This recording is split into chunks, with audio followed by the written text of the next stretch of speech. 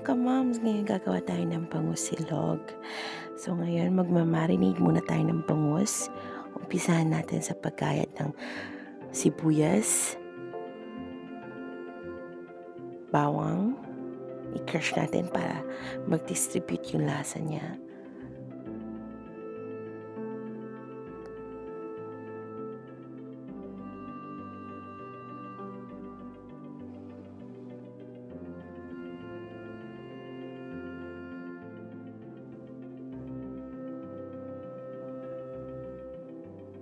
At ang luya.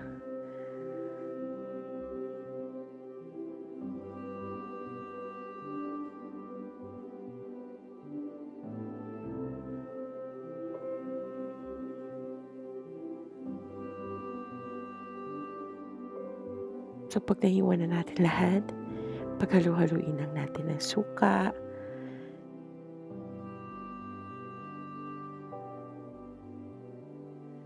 garlic powder. Optional lang yan kung gusto nyo lang ng garlicky. Pepper.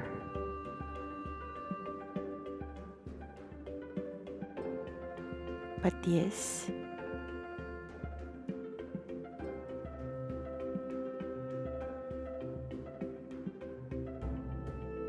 At konting asin.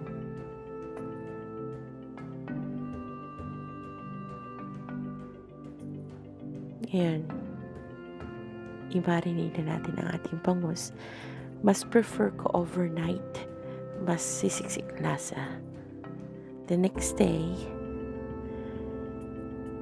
iprito na natin siya. So, lalagyan ko siya ng flour. Yung flour, titimplahan ko pa din yan para mas malasa. Lagyan natin ng pepper at garlic powder. Tapos i-mix natin sila.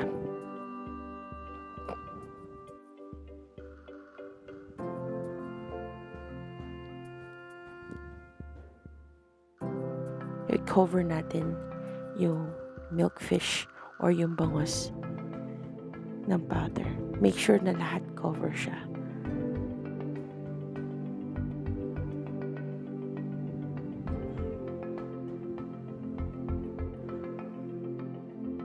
Tap niyo yung excess na flour bago niyo iprito.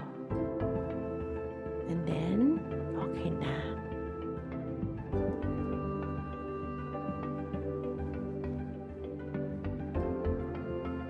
Eh, makikita nyo na i-garnish natin siya ng garlic sa taas mamaya.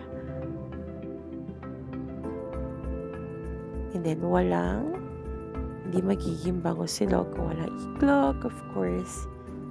Sunny side up.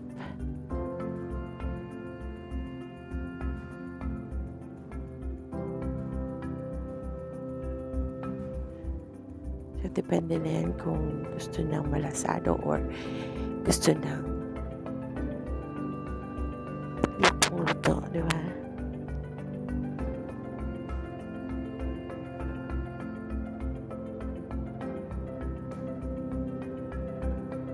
Doon, sa pinaglutuan ko, magluluto na ako ng sinangag. So, lulutuin na muna natin yung garlic.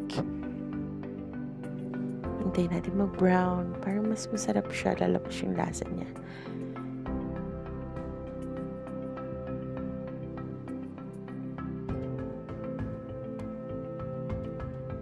Mahina nga po lang para hindi masunog.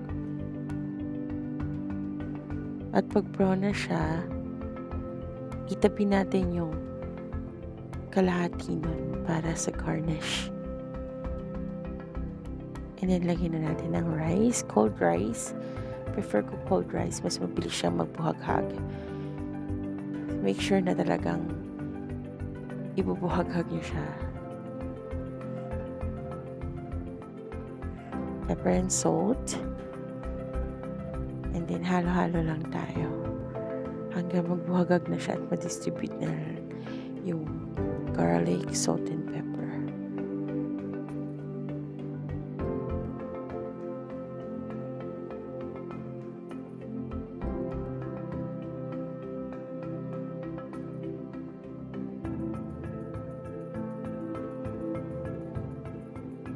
Ayan, nakita nyo na nagsaseparate na yung rice, diba?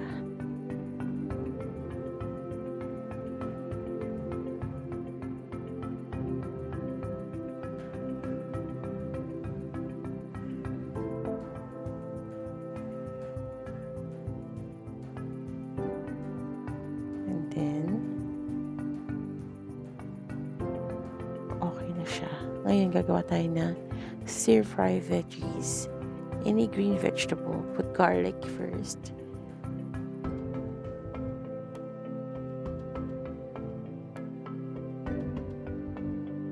And then, pork strips. Konting-konting lang kasi konting lang naman lulutuin natin. Lagyan ko ng tubig kasi para mabilis siya maghiwalay at maluto. Kasi frozen siya eh. So, okay na. Hindi ko siya lagyan ng tubig kasi magtutubig yung veggie natin.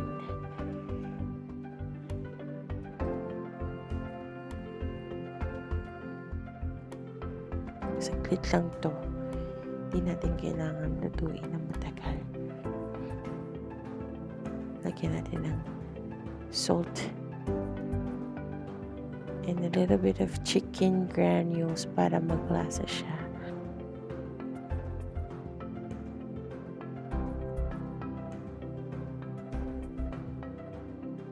And then, we're done. Luto na siya.